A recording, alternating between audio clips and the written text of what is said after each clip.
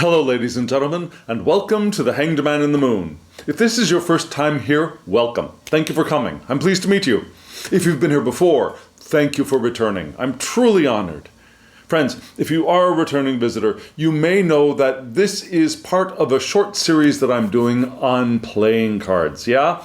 I got 2 sets of 2 decks each from, you might say, my grandmother's estate, although I wouldn't really call it an estate, but she passed away many, many years ago. She passed away when I was still in my early 20s, actually. And apparently my mother decided that she would take these 2 decks for me, and I discovered them anew. I might have known that they were around, but I discovered them anew this last summer.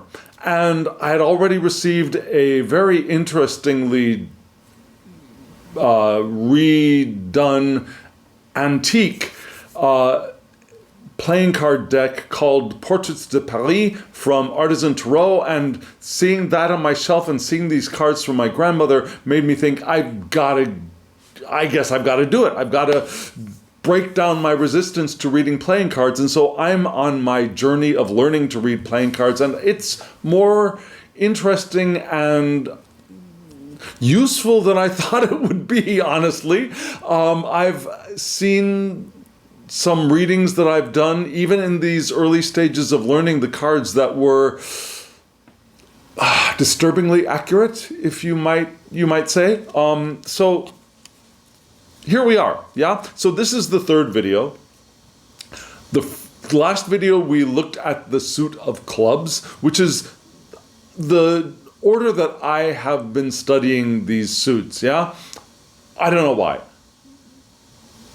There probably is an unconscious reason, but the order that I've studied the suits has been to start with the clubs, and then I went on to the diamonds, which we're going to do today, and then I went to the hearts, and then I went to the spades. So we're taking the 2 middle suits, if you want to call them that, yeah? The less positive and the more positive, but in the center of the 2 suits. The hearts being the super positive, and the spades being the very most negative, right? So we're doing the diamonds today. So my plan for this video is to present what I know about the diamonds as I'm on my learning journey. Study along with me. And then we'll turn the camera down and I will do my second explanation of a different technique for yes/no questions. There were 2 different techniques for working with yes/no questions in the previous video. This is the one that's the more complicated, but it's interesting and actually more refined and more detailed, if you ask me. So if you're interested, stay tuned for that. But now we're going to start with the diamonds. Oh, but before we start, let me say thank you. Thank you for doing all those things that you do, for hitting the thumbs up button, for subscribing. I'm a subscriber too. Yeah, I'm a subscriber to other people's channels, and I'm a thumbs up giver too. I know that even though for me it's a very small effort, that little effort of support on my part helps the creator of the video. And when I join, I help to expand the community, and you're doing the same thing here. So thank you for doing that, for helping us grow. I also like to thank those of you who comment in the comment section below. I don't know why, YouTube and I have seemed to be having a communication challenge.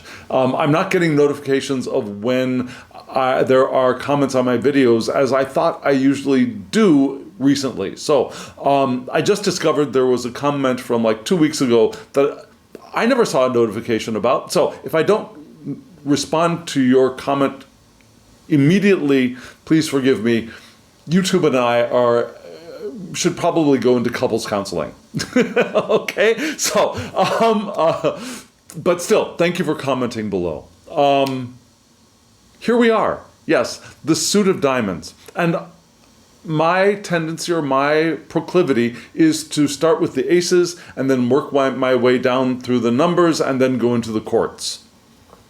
Are you on board for that? So I will put a tile of the card up here in the corner. There's not much imagery on the card, but still, I think it always helps. At least one of my dearest friends tells me it helps. So that's what we're going to do. So here is the ace of diamonds. The ace of diamonds, yeah? And I'm going to look at the card here for my purposes, yeah? What is the ace? Remember, the aces are all beginnings, the new things, right? And the diamonds, they are fire, they are thoughts, and they are money, resources. Now, those are the primary, and also planning is part of this in a different way from the club's planning, yeah? More like financial planning, accounting, that kind of thing. And those ideas will come up as we go through the cards. Now, the ace for this card is a little bit odd, and I'm still working my head around why all of these are associated with the card, although you can see potential for these meanings when you look at the diamond there in the center, right? What are those? One of them is a letter, yeah? The ace of diamonds could be a letter. It could be a diamond ring, diamond ring, I guess that makes sense, right? The ace of diamonds can be, I need to look at the card too, can be things like fire. It's the suit of fire. So it could actually be a fire. It could be a seed, like a seed you plant in the ground. Also, I guess seed money. I hadn't thought about that before, but it could be seed money. Also a new idea. Remember, new things, suit of thoughts, new idea. And also hope. Now, hope, ideas, money, hope. Okay, I guess that makes sense, but those are the ideas for the ace of diamonds. The twos. Now remember, twos are relational. They are exchanges. So the two of diamonds is what? Think of exchanges of thoughts, right? How do we exchange thoughts? We exchange them in letters. We exchange them in telephone calls, right? We could exchange them psychically, but that will happen later on in the suit, yeah? For now, for the twos, we've got exchanges of ideas and thoughts through telephone calls, messages. We have exchanges of money and exchanges of gifts here with the two of diamonds. And general communication on a one-to-one level. We're going to get to larger concepts of communication when we go into the eights. But for this, like one-on-one communication. Like I said, me and YouTube, right? We are having a breakdown in communication, right? It's not a large group, it's just me and YouTube. And we should go into couples counseling. Well, the two of diamonds could be part of that reading for that topic. Yeah? The three of diamonds, right there. The three of diamonds. Remember, threes are things that grow, the growth of things. They're also a third thing in a pretty stable relationship of two. So what is the three? It's money growing. Not a huge growth, but money growing bit by bit, small growth, incremental growth. And I think of things like dividends on money invested, or maybe it could be money going out, so it could be interest paid. Yeah, but incremental growth in money. It's also the card for a scattered mind. You think of, okay, so there are two thoughts which you could balance, but then the third thought comes in and now things get scattered. So it's a scattered mind. Now we go to the fours. And remember, fours in all of the suits are the richest, let's say, are the richest in significance for the small cards in the suits. Small cards being from ace to 10, right? So fours, what are they? They're stable, right? Stability. They are boxes even. So the Four of Diamonds begins with stable income, yeah, stable finances, stable investments. If you invest, that would be the Four of Diamonds for you, the stability of investing. It can also be things like documents, paperwork. Yeah, remember the ace was the letter, so four of them, four pieces of paper together. Think of documents, certificates, licenses. Think of contracts. Yeah. Oh, I forgot the twos. The twos are also the twos. You see the four up here, but the twos are also contracts. Yeah. But when I think of the two being a contract, it could be a verbal contract. It could be the promise or the agreement, right? When we get to the four, I think of the document, the contract document. Does that make sense? So the four is there. It's the stability of the paper, the written word. Also things like checks and bank checks, personal checks, credit cards, debit cards could be the Four of Diamonds. What else? Oh yes, the buildings. So the Four of Diamonds could be a teller's window, a cashier's window, the window being a four, right? A square. It could be an ATM or a bank, or inside of a bank, it could be a safety deposit box if you're looking for locations. The Four of Diamonds, remember the fours are also beds, right? Remember the Four of Clubs was the stranger's bed? Now, don't take offense. This is the name of the bed as I learned it. Yeah, this is the whore's bed, or the way I learned it from a Scottish-speaking person, the whore's bed. And now we're not really talking about sex work, although I suppose it could be, but rather we're thinking about sex without love. Not necessarily for money, but sex without love, sleeping around. Yeah? Now it could be a financial transaction as well. Sex for money, possible here too. Yeah, so it could be sex work. Fives. The fives are the body, right? The hands and the body. So what does that mean for cash and resources? Well, it can be things like shopping. Yeah, the physical act of using money. Yeah, buying things. And buying things for the body. Buying food. Eating out. Enjoying the physical pleasure of enjoying shopping. I don't know if that means anything for you, but some people get physical pleasure from doing the work of doing the activity, I should say, of shopping. Now, you probably heard from the way I was describing it, I don't feel that usually.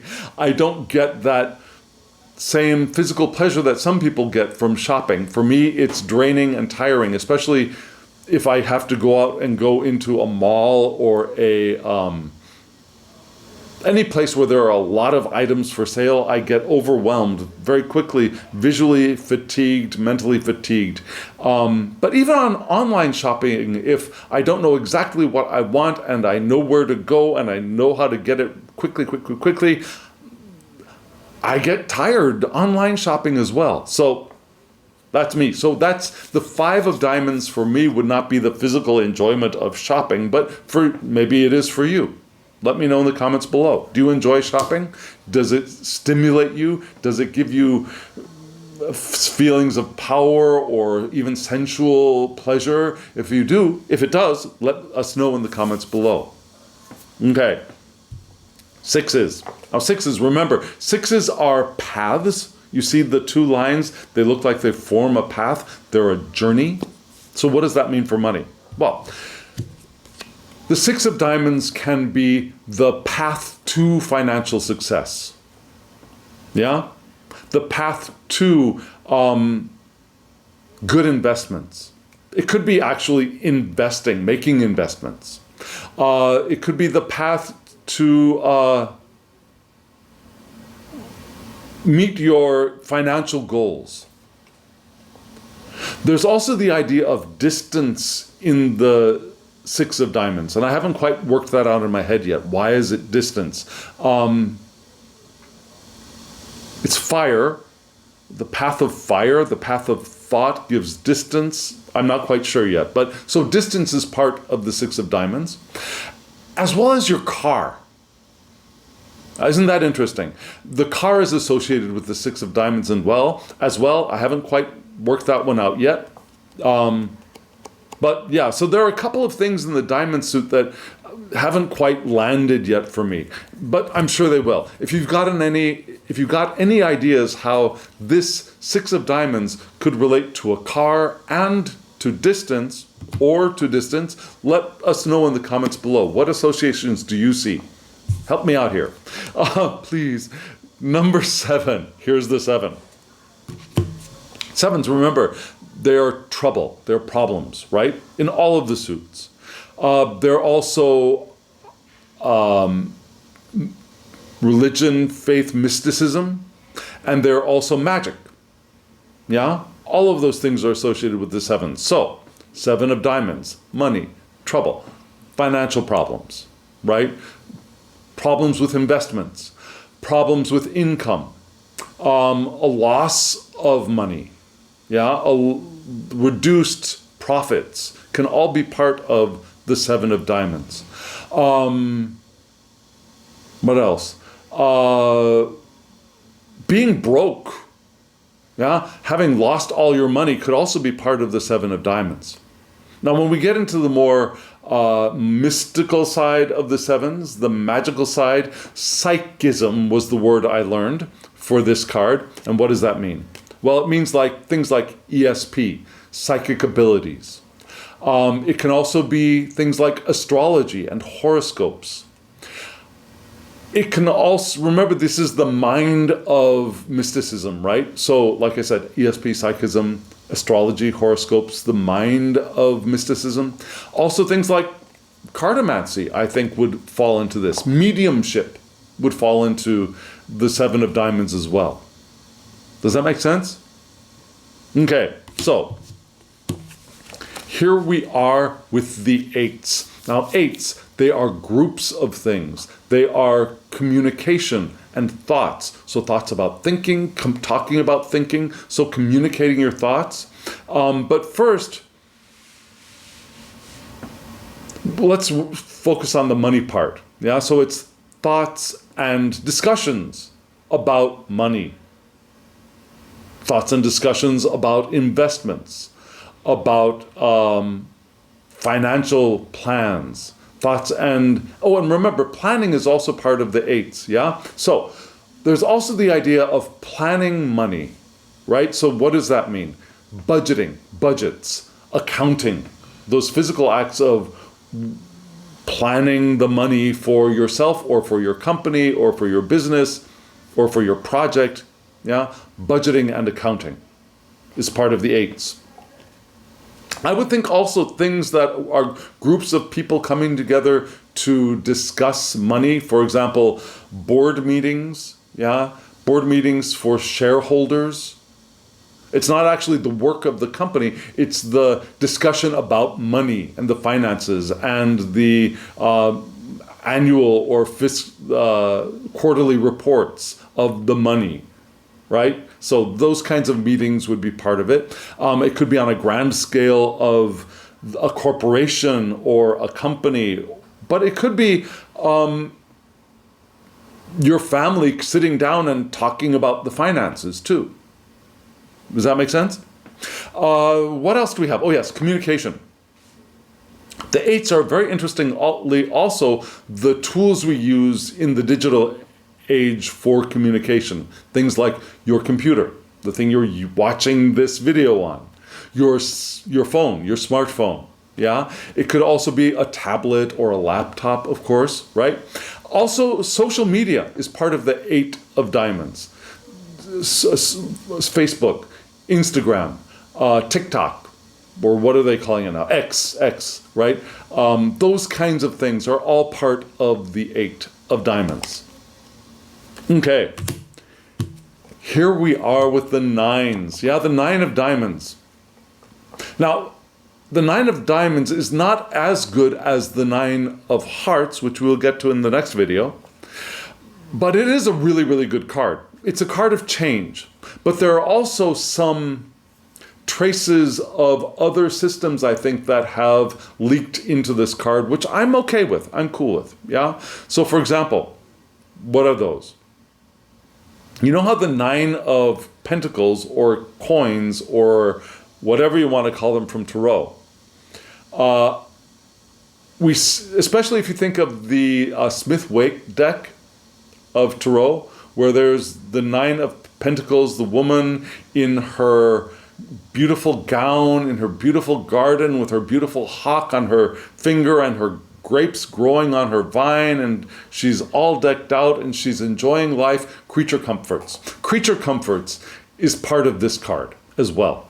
Also, interestingly, fame. And I'm not talking about the movie, which I recently stumbled on the not the soundtrack, but the, what do we call it? The theme music from the television show, which was actually in the movie as well. Yeah, that just comes to mind now. Yeah, so fame. Also, what? Changes of finances for the better. For the better. Changes of plans for the better. All things changing for the better here in the diamonds. Money changes for the better. Yeah, you get the point. And also fame and creature comforts. Okay, so here's the last card of the small cards, the tens. And remember, tens, they are endings, but generally, except for the spades, endings in a fairly positive way. They're also journeys. Not the journey of the path of the sixes, but the journey like travel. Okay? So, what is the 10? Ending, good endings of money. What does that mean? So, wealth, riches, financial success, successful investments, sealing of business deals. What else?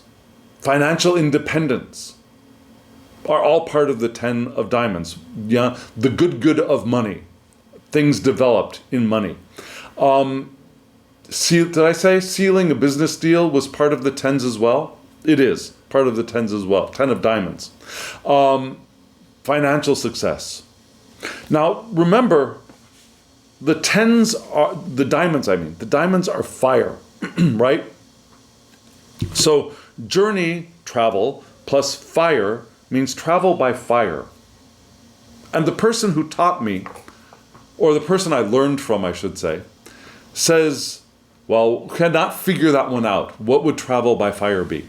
And she mentioned travel by lava flow, which, okay, why not? But it strikes me that it could be something else.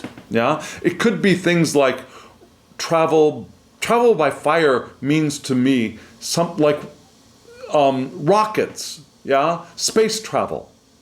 At least right now, we use fire to propel us forward, right? Now, of course, the engine in your car is also a combustion engine unless you use electricity. And you could argue that your car is also traveled by little bursts of fire. But really, we're traveling on land, right? Traveling on fire. I think space travel. And space travel being not common, but a possibility, I think that would be covered by the 10s of diamonds. What do you think? Can you think of other possibilities for travel by fire? I would love to hear your ideas about that. So, those are the small cards, right? And the diamonds are a positive suit. They're not the most positive in the bunch, but they are close to it. And now we go into the court cards. And we want to remember that diamonds are the fairest people of the lot. Yeah? Now, I have named myself the King of Diamonds, not because of my coloration, but for other reasons. And we'll get to that when we get to the King of Diamonds. But remember, when we say the fairest of the four suits, it doesn't necessarily mean blonde hair and blue-eyed people, although it does mean that in especially Northern European countries. Yeah? But for example, in a place like Greece, right? A light brown-haired person with hazel eyes might fit into this for that region. Yes? For a person in Nigeria, yeah, someone with a lighter black tone with maybe hazelish or gray eyes might fit into this category as well. It depends on where you are, what ethnicity you are, where you live, etc. Does that make sense? If you're going to go with that physical appearance matching the suits. Personally, I do not. At least I don't want to, because it doesn't make much sense to me. Just like it didn't make sense to me when I was trying to learn Tarot back in the late 1970s. Yeah? And I looked at the Little White Book, and the Little White Book for the Rider-Waite-Smith also associated skin and hair tone with the court cards, and it did not make sense to me. And I talked about that many times before, and there's no need to get into that now. So I don't read it that way. I usually read these cards more in terms of characteristics and activities of the person. So, the Jacks. Jack of Diamonds. Remember, the Jacks are the younger people. I will go that way, that they are the younger people of the group. And if you want to go non-binary, they might be the non-binary people of the group as well. Yeah? Because for me, the kings are the mass male presenting. I'm not going to say genetically, biologically male, but the male presenting, and the queens will be the female presenting. If you want to do non-binary, that could go in with the Jacks as well. Yeah? So, Jack is what? A young person, maybe a non-binary person, who is intelligent. Now remember, this is the suit of thoughts, right? Intelligent, well-educated, well-read. Maybe a student. Maybe, yeah? Also the suit of talking, so communicative, sociable person. Yeah? Also interested in money, right? Enjoys wearing nice clothes, maybe a little bit self-indulgent, enjoys spending money on themselves, enjoys being a little bit flashy. They might have money, they might be from a wealthy family or have their own individual wealth. They are mentally active, I said that already. And they're interested in new experiences and new ideas. And they might be interested in travel even if they have not had much time in their lives to travel. They might have. Remember, the Jacks can go up to people in the age range of 30, so maybe they are already well-traveled, possibly. Or they still have that interest. When I graduate from university, I want to see the world, for example. Jack of Diamonds. Yes. Okay. Oh, messages. Yes. The Jacks are also messages about a financial matter. Make sense? Yes? Here we are with the Queens. And I don't know, I've told you this in the other videos, but the Queens are my favorites in the suits. Yeah, in all of the suits, the Queens are my favorites for many reasons. And who is the Queen? The Queen of Diamonds is also intelligent, well-educated, well-read. She might be a professor or a teacher. Now she's an intelligent woman and uses her intelligence in her daily life. She is interested in new experiences, interested in travel. She's sociable, she's communicative. She could be in one of the professions, like an architect, a doctor, a lawyer, an engineer, a psychiatrist or a psychologist, right? A doctor of the mind. She could enjoy wearing fancy clothes. Yeah, I don't know if you've heard this before, but yeah, fur-clad and diamond-studded. That fur doesn't have to be natural fur. It could be man-made fur, fur-clad and diamond-studded. Ethically sourced diamonds work too, right?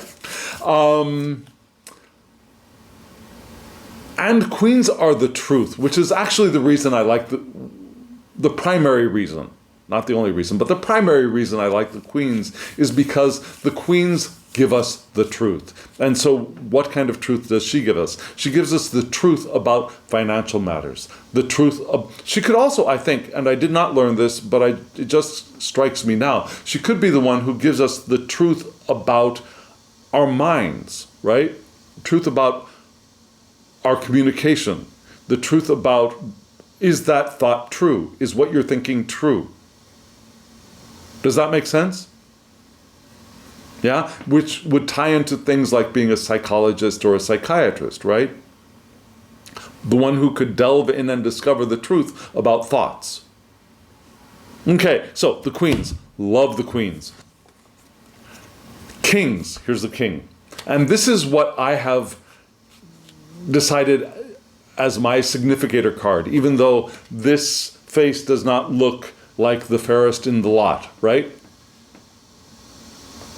The kings are who? They are men, they are male presenting. They're over 30, just like the queens are over 30.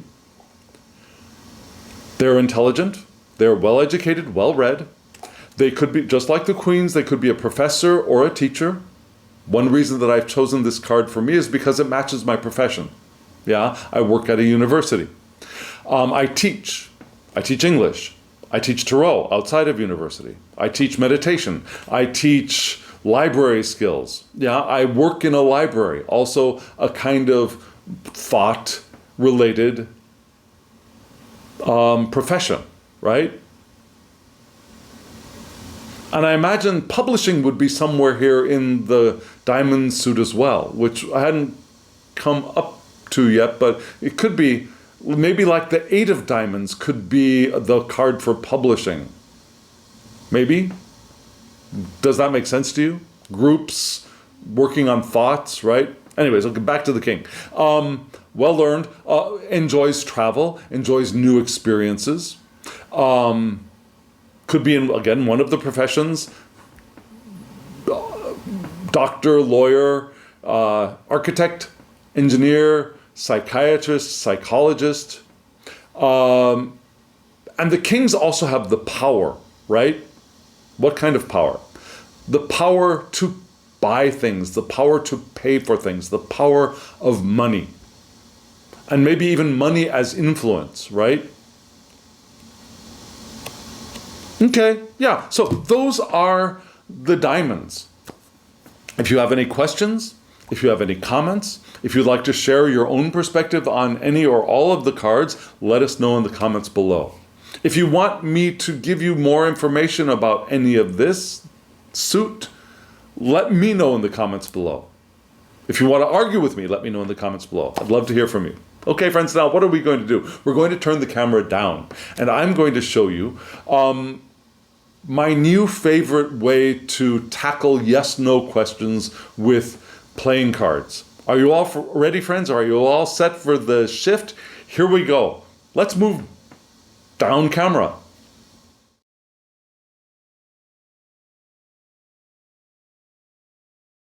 Friends, we are back, and we're getting ready for a practice session with a technique that I learned as cutting aces.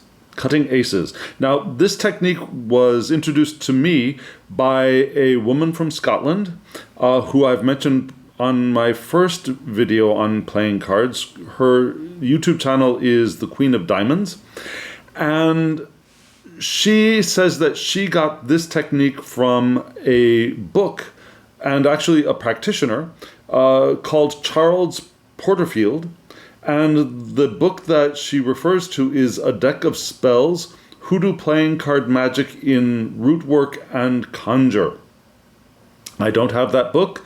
I might get that book, but Really, it's this one technique which fascinates me and is, I think, very interesting. Again, called cutting aces for yes-no questions. And I've got a chart of what to remember when reading these cards in this way. What do you do? Well, what you do is you shuffle the deck with your question in mind. Of course, we always start with a question. And you shuffle the deck, and then you start turning over cards. And you start turning over cards in one pile, and then another pile, and then another pile, depending on whether or not you come up with aces. So, the idea is, if you turn up 13 cards. Now remember, there are 52 cards in the deck, right? So if we have 13 cards where we've got 1/4 of the deck in one pile, right? So you go through the deck, 1, 2, 3, 4, 5, 6 to 13. And if there are no aces in the first pile, then you start on the second pile. And you do the same thing, 1, 2, 3, 4 through 13. If there are no aces in that pile, then you go on to the third pile and do the same. You count out all 13 cards. If there are no cards in the third pile, you stop, and the answer is a hard no. And remember, you will still have at least 13 cards in your hand after you finished the third pile. So it's possible that all 4 aces could still be in your hand. So again, you lay out 13 cards. If there is one ace, at least one ace in that pile, you stop. Then if there are no aces there, you move on to the second. If there is at least one ace in that pile, you stop. If there are no aces, you go on to the third pile. And then if there are no aces in that pile, you just stop completely. So, if there is one ace in the first pile, it means a weak yes. It's a yeah, sure, probably. Yeah? 2 aces in the first pile give you a strong yes. It's okay, good, yes. The 3 aces in the first pile is a powerful yes. It's a yes, everything is good. If all 4 aces are in the first pile, it says yes, and it will be better than you even imagined it could be. Okay? Now, if there are no aces in that pile, you move on to the second one. If there is only one ace in the second pile, it means you'll have to overcome obstacles and delays, but you still might get what you want. It's a maybe. If there are 2 aces in that pile, you're still overcoming obstacles and delays, but things will turn out all right. Yeah? If there are 3 aces in the second pile, you will have to overcome obstacles and delays, but you have a weak yes. You've got, okay, there are problems, but yes. If there are 4 aces in the second pile, you will have to overcome obstacles and delays, but in the end, you'll have a solid yes after all those trials and tribulations. Well, not so much trials and tribulations. Trials and tribulations come in the third pile. After problems, things getting in the way, it being a bumpy ride, you still have a very strong yes. Now, if there are no aces in that pile, then you move on to the third pile. And the third pile, if there's only one ace in the third pile, there will be obstacles, delays, and oppositions. People or things actually trying to stop you, right? Oppositions. And if you get it, it will be worthless. So probably not a good idea. I'm sorry, I'm shaking the table, aren't I? If there are 2 aces in the third pile, there will be obstacles, delays, and oppositions, and if you get it, you might not want it after all. If there are 3 aces in the third pile, there will be obstacles, delays, and oppositions, and if you get it, it will be worth less than you imagined it would be. Yeah? It's not saying you won't want it, but it's not going to be as good as you thought. If there are 4 aces in the last pile, there will be obstacles, delays, and oppositions, and if you get it, you will at least break even on it. It'll be okay. Yeah? So now, if you want this broken down into a chart, ask me in the comments, and I might I'll upload a chart to our community. What do you call it? A community page, a community tab? Probably it's a tab on YouTube. Okay? So, the recommendation is to take the jokers out of the deck. Let me see if I can find you my jokers here. I got to tell you, I love the jokers in this deck. Here's one of them. I've got one that's a red one, and I've got one that's black and... Oh, there it is. There's the black and white one. So, the reason I love these two... Oh, one of them's upside down. Okay, so the reason I love these two is that if I am reading jokers, and we'll talk about this later in another video, if I read jokers, jokers are chaos, they are uncertainty, they are the unexpected. But because I've got one colorful and one black and white, I could say that, so this is the positive chaos. Chaos that is good, that is exciting, that is energizing. It's an unexpected good thing. And then this one would be the chaos that gives you headaches and problems, and the unexpected thing that is trouble, right? Does that make sense?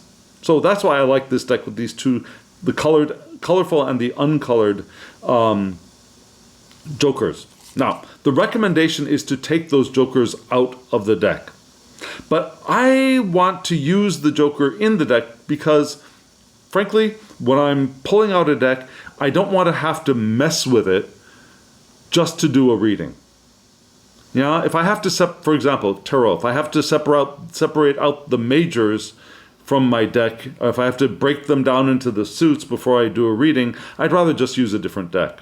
Yeah, one that's already separated, or a majors only deck. Does that make sense? So, I'd like to leave the jokers in, and if you do leave the jokers in, I'll show you what you do if they come up. Yeah? So we're going to do a reading here together. And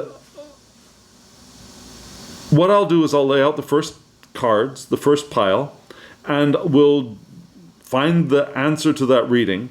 And then if there's an ace in that first pile, after I do the reading, then I'll pretend like, oh, there was no ace, and I'll start laying the other piles. Does that make sense? Okay, so, what question shall we use? Let's see. How about, okay, just for fun, is this video series beneficial for all of you, my beautiful subscribers? Okay, now, honestly, this deck is not all that well shuffled because I have this deck generally separated out into the suits for my study, for my practice, yeah, to review the meanings of cards, like flashcards. So I've shuffled this deck several times, but let me just shuffle this deck for that question and see what we get. I've shuffled it as best as I can, given the limited time. I didn't want to wait a month or a week or several days between the first part of the video and the last part of the video. Yeah? So, I won't shuffle these much more than I already have, but I just landed on a question, so I should shuffle, right? And remember, I think I told you this, that I bought this deck for less than $2 at what we would call a dollar store here in Korea. Yeah, these are plastic cards, and they are durable. They are phenomenally durable. Now, do I love the backs on them? They're okay. Yeah, it kind of reminds me of an Italian tablecloth, the tablecloth in an Italian restaurant. They're okay. They're fine. Yeah, they're basic. But that's exactly what I want. And because these are plastic and they won't get damaged by liquids, I could take them to the pool, I could take them to the beach, and they're less than $2, so I don't care if they're destroyed, but probably they won't be destroyed because they're plastic. So this is going to be my knockaround deck. if that makes sense. I have my precious decks from my grandmother, which I keep at my house, and I will only use for private readings or readings for or close friends.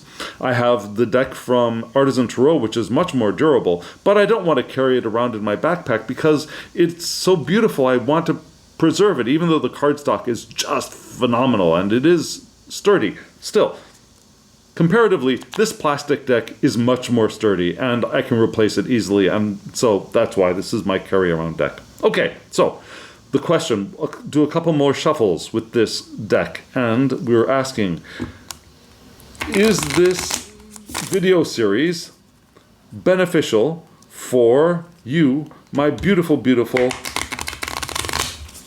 subscribers and community here? Whoa, just knocked the cards out of my hand, picked them up.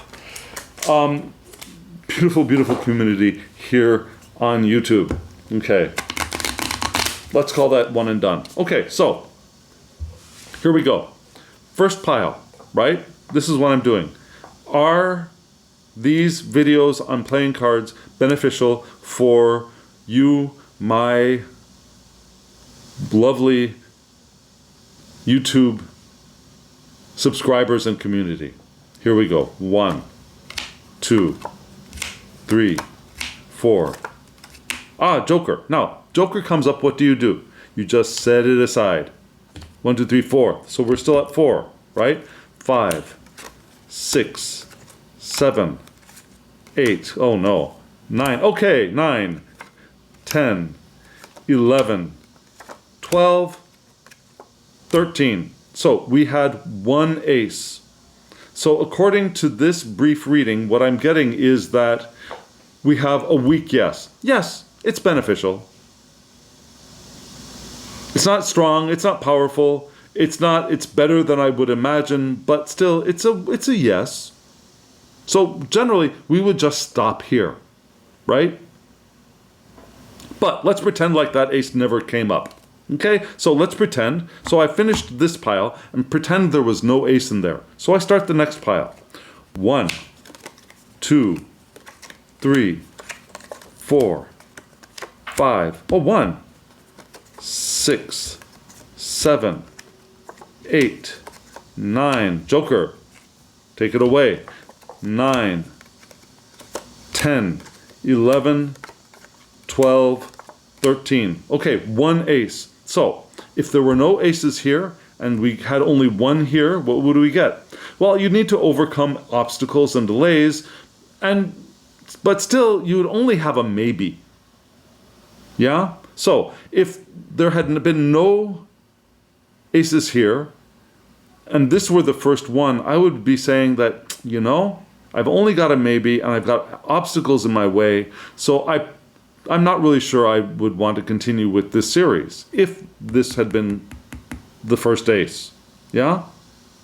Okay, so, but now, let's pretend. Let's pretend like there had been no aces. Remember, we've still got 2 in the deck, right? So, let's see what happens for the third pile. 1, 2, 3, 4, 5, 6, 7, 8, 9, 10. Okay, 1, 11, 12, 13. 2 aces. Okay, so 2 aces in the third pile. What does that mean? It means there would be obstacles and delays and oppositions, and even if I get it, even if it happens, I won't want it after all. I won't want the results that I'm getting. So if these had been the first 2 aces, then I would say definitely I'm not going to be happy with the results of doing this series, right? Now, I'm sorry, that's Korean. If it's very possible that I've still got 13 cards here, yeah? 1, 2, 3, 4, 5, 6, 7, 8, 9, 10, 11, 12, 13. Actually, there are 14 cards here. Why are there 14 cards? 1, 2, 3, 4, 5, 6, 7, 8, 9, 10, 11, 12, 13, 14. I must have miscounted one of these.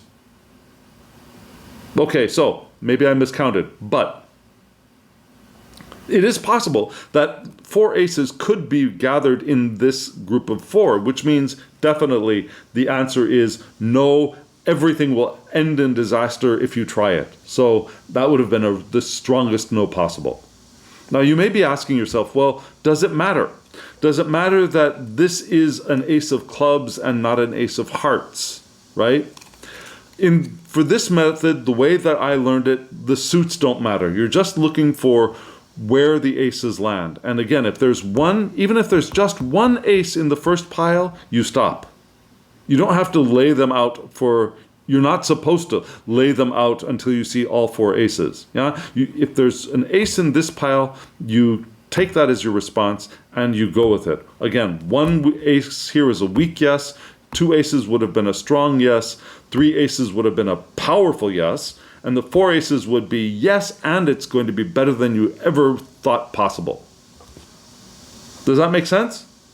Okay, so I've used this a couple of times and I found it very interesting. Now, just in case you want to know where did I make my mistake, let's see where I made my mistake. 1, you can stop here if you want. 1, 2, 3, 4, 5, 6, 7, 8, 9, 10, 11, 12. There's where my problem was. So there should have been this card here, and then there should have been this card here, but really that doesn't change where the aces landed, right? We still only had 1 ace here in this pile, 1 ace here in this pile, 2 aces here in this pile, which are now 1, 2, 3, 4, 5, 6, 7, 8, 9, 10, 11, 12, and then this would have been the card on top, the 7 of clubs. Now, you might be asking yourself, well, no, see, you're probably not going to have all three sets of cards up on the table. Probably not. So, would I do a reading with just the Queen of Spades? I probably wouldn't. Yeah, I'd just be focusing on the aces. Does that make sense? Okay, friends, so that is the technique called cutting aces. Try it. Let us know what you think. I have done it, and it's been I've had interesting and I think pretty accurate results. I'm still trying to understand the nuances of the differences between overcoming obstacles and things turning out all right and it being not so good, if that makes sense. But still, I think it's really interesting. Let me know what you think in the comments below.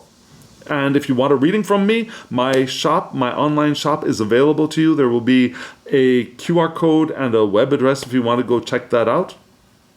If you want a reading with the playing cards, you could let me know on that site. And now, as always, I wish you love, joy, well-being, and pure awareness. Thank you.